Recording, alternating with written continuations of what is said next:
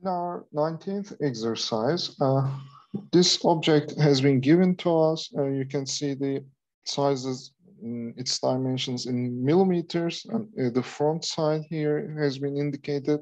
And we are asked to draw the orthogonal top, front, and left side projections of this object. And they indicated that each side these four sides and the upper part and the bottom part, they all have a 3 millimeter thickness. If you want, we can do this exercise together. You can fix a new A4 drawing paper on your table and position your drawing tools. You can start with the upper view, the top view here. Or if you want, you can stop the video here and do this exercise on your own for the next 30 minutes.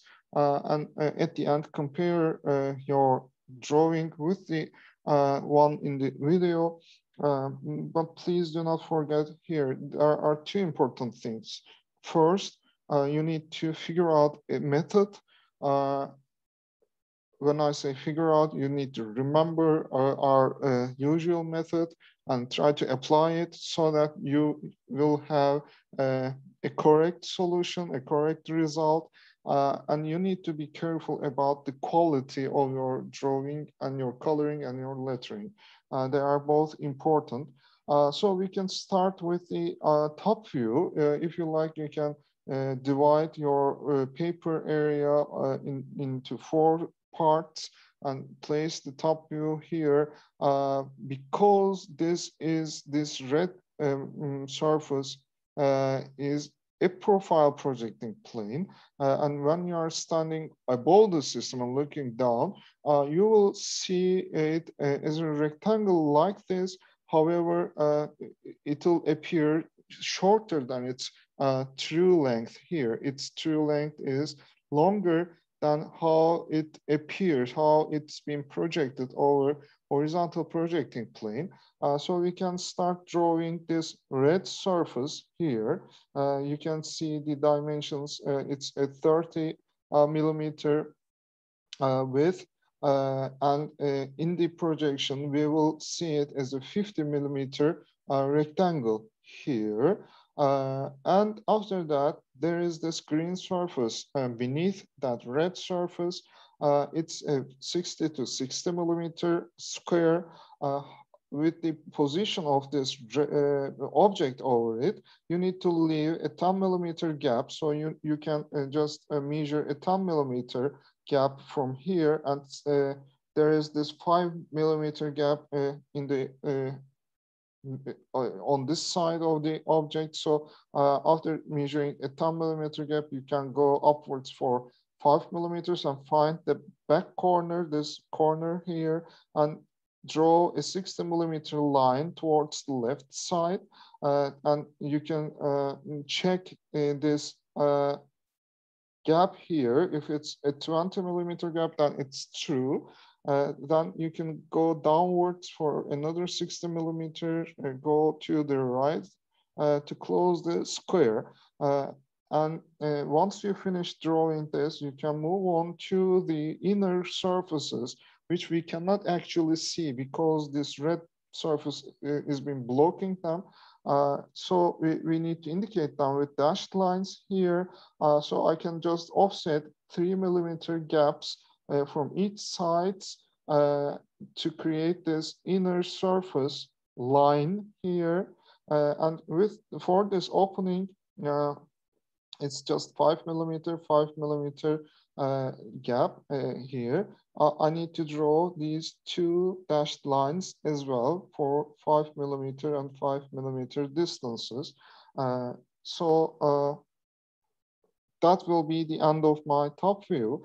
I can do the coloring. However, if I need to leave the gaps, I need to leave the gap with the coloring as well to indicate that there is a level difference between this red surface and the green surface here. And please do not forget that when you are positioning your top view, you need to, for the interval, you need to leave a 1.5 centimeter gap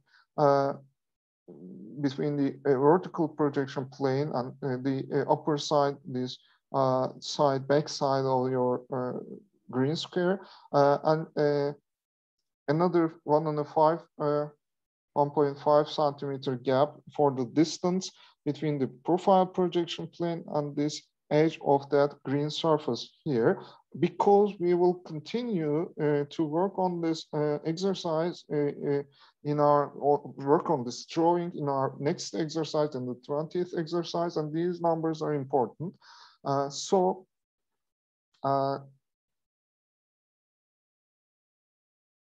Now we can move on to the second part of the drawing exercise, to the front view. I imagine myself that I'm standing right here and looking towards the vertical projection plane, and there appears this line here, the front edge of this green surface.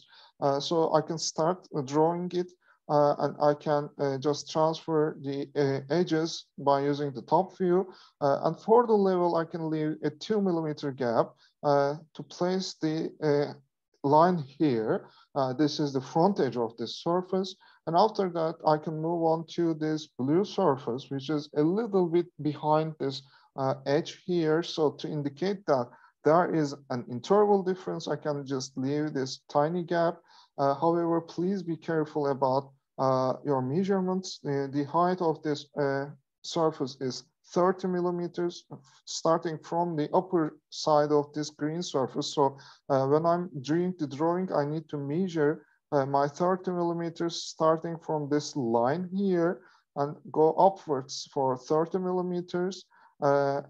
This gap here, just a tiny gap to indicate the interval difference. You shouldn't measure your 30 millimeters after leaving the gap. This won't be true. And after that, you notice because of the position of this profile projecting plane, we will be seeing this red surface as well. However, it will appear a little shorter than its original true size. So we can use the 60 millimeter total length and measure another 30 millimeter upwards to create this upper edge of the red surface. Since we finished all the things that we can see, normally we need to move on to the unseen parts, unseen edges inside the prism. However, because of the position of the profile projecting plane, we cannot indicate the true sizes here.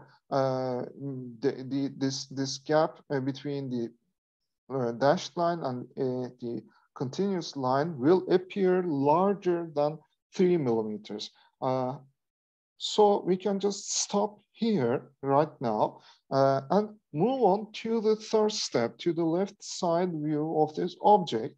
We can imagine ourselves, we step to the left side and looking towards the profile projection plane. And we can start transferring these distance and width information towards here, because we will be seeing the edge of this green surface. First, we can draw this by transferring these distances and this level here, and then we can move on to the orange surface here with this opening. So I need to transfer this one here and combine it with this level to find the top edge. And then I can transfer this one here, combine it with this level to create this line and these lines. If I just leave the gap here and here, then it means I leave the same gap to indicate that there is distance difference between this edge of the green surface and the starting part of the orange surface. To indicate the opening, I can transfer these lines here, and it's after a 5 millimeter orange surface, I need to leave a 20 millimeter gap to create this rectangle opening. And by transferring these 3 millimeter thickness from the top view and measuring a 3 millimeter upwards here, because I know that this yellow surface is 3 millimeters higher than the surface of the green square, I can just create this dashed line, and I can draw a parallel line with dashed lines again to indicate the 3 millimeter thickness of this red surface here.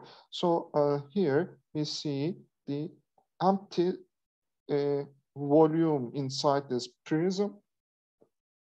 Now, once I get this drawing, I can move on to the front view with the true solution.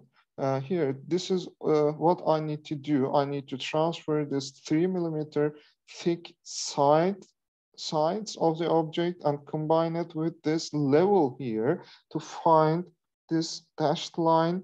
I can go upwards from each side, and to indicate this dashed surface, the inner edge of this prism, I can transfer this level here and combine it with this lines here, so that this dashed line will appear at this position.